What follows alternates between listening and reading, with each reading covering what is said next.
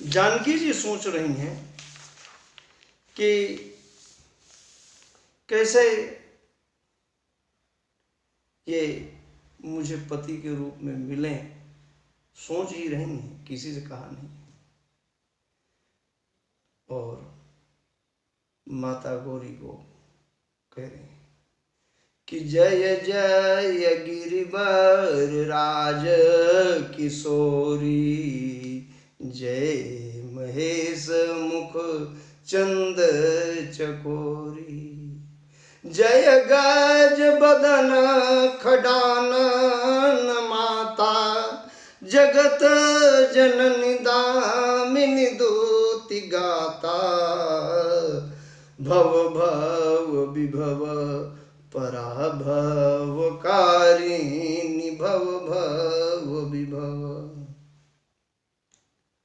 आप सबकी आदि शक्ति हो माई, कि देवी पूजी पद कमल तुम्हारे, सुर नर मुनि सब होई सुखारे, मोर मनोरथ जाननी के। मेरी मन की बात आप जानती हो। देखिए मर्यादा, देखिए हमारी बच्चियों की ये मर्यादा होनी चाहिए कि अपने मन में जो आ गया है कि ये मुझे पसंद है, उसको देवी से भी नहीं कह रही है, दूसरा तो छोड़ दीजिए, माता से भी नहीं कह रही है, मतलब देवी माँ जो मूर्ति के रूप में है, मूर्ति से भी नहीं कह रही है। ये होना चाहिए चरित्र का स्तर। मैं समाजशास्त्री परिप्रेक्ष्य में कह रहा हूं कि समाज में हमारी बच्चियों को चाहिए कि अगर किसी से प्रेम करती हो तो प्रभु से प्रार्थना करो कि वो ऐसी स्थिति उत्पन्न करेंगे कि आपको वो मिल जाएगा। न उससे कहो, सीता जी ने राम जी से नहीं कहा, सीता जी ने अपनी दो मित्रों से नहीं कहा, सीता जी किससे कह रही हैं? मूर्ति से। वो भी नाम नहीं ले रही हैं, बोल रहे कि मोर मनोरथ जानो नीके। आप जानती हो कि कीन्हे प्रगट न कारण ते, इसीलिए मैंने प्रकट नहीं किया है। आप जानती हो मन की बात।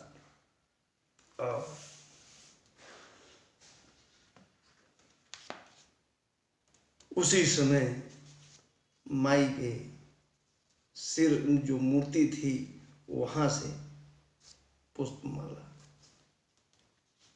के साथ प्रसाद मिलता, बोल पड़ती है मूर्ति कि सुनु सी असत्य असीस हमारी,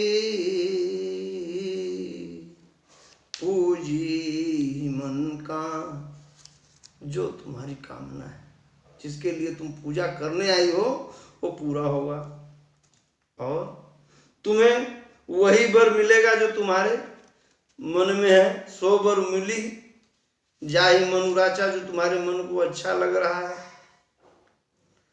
अब वहां 2 भाई थे, और भी क्लियर किया इन्होंने,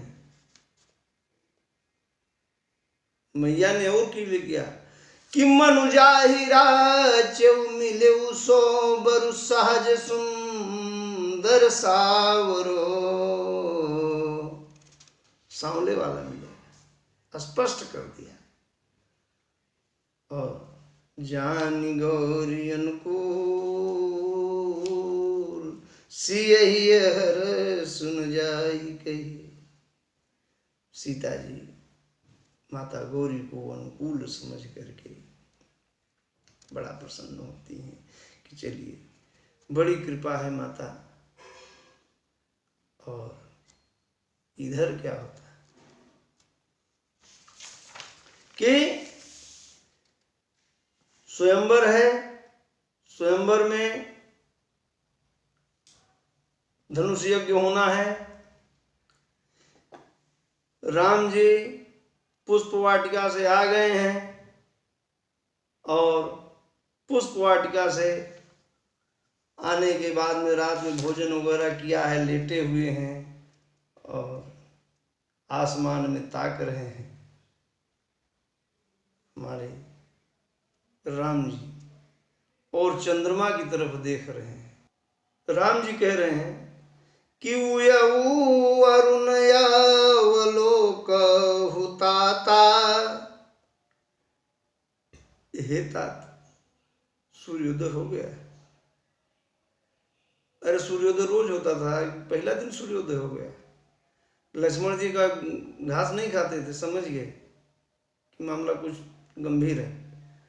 बोल रहे हैं लक्ष्मण जी, अरुणोदय सकुचे कुमुद उडगन ज्योति मलिन, जिमि तुम्हार आगमन सुनी, जिमि तुम्हार आगमन सुनी, भय नृपति बलहीन।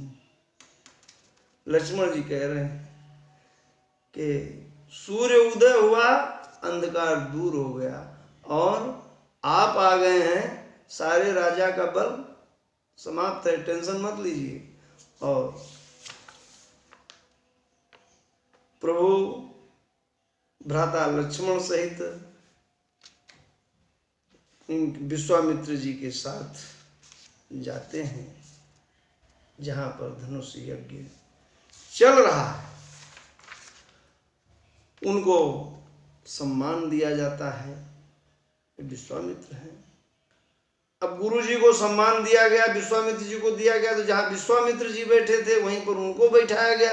ये बहुत खल गया राजाओं को कि ये दो छोटे छोटे बच्चे हैं, इनको इतनी इज्जत। अरे भाई वो दोनों भाई जो है वहां पर ये कंपटीशन में नहीं गए थे,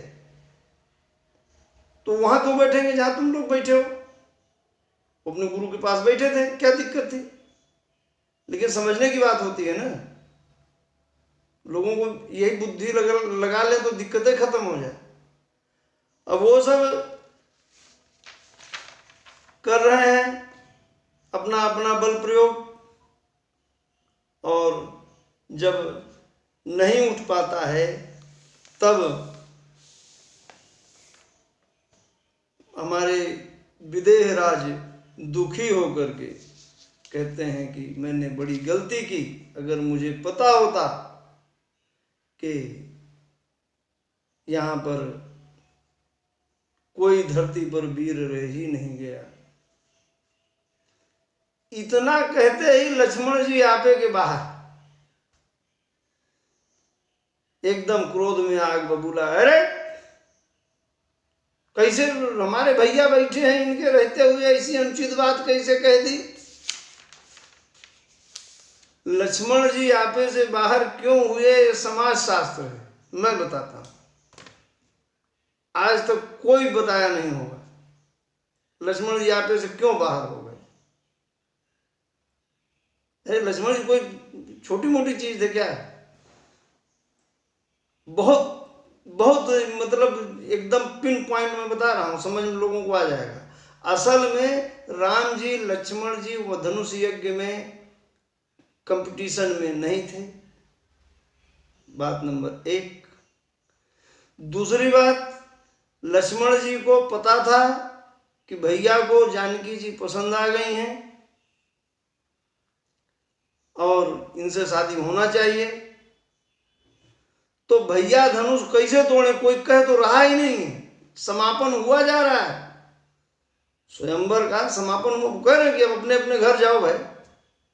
तो जब बात ही खत्म हो जाती, लक्ष्मण जी ने कहा अरे तो मामला एकदम खत्म हुआ जा रहा है, तुरंत क्रोध में आए। अब लक्ष्मण जी तो कह नहीं सकते ना, लक्ष्मण जी कैसे कह देंगे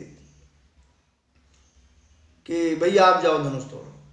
लक्ष्मण जी के पास यही एक रास्ता था कि क्रोध में आकर के बोले मेरे भैया के रहते हुए ऐसा अनुचित बोला, अभी बोलो धनुष तोड़ना छोड़ो, मैं क्या कर दूं, ये पटक दूं वो पटक दूं।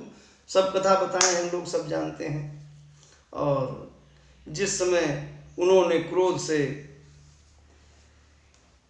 एकदम फुफकारा है, सर शेषनाग के होता है, तो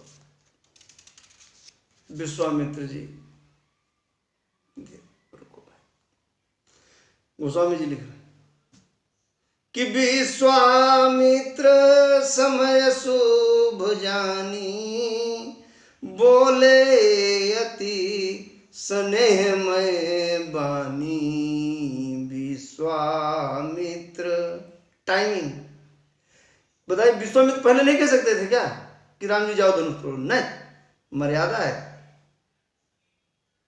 मैं अपना कैंडिडेट कैसे भेज दूं? बिल्कुल समाज शास्त्र है, मैं बता रहा हूं कि विश्वामित्र समय शुभ जानी, बोले अति स्नेहमय बानी।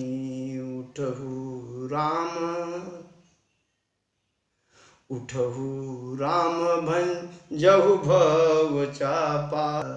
उठहु राम भंजहु भव चापा, मेटहु तात जनक परितापा। सुनि गुर बचन चरण से रुनावा।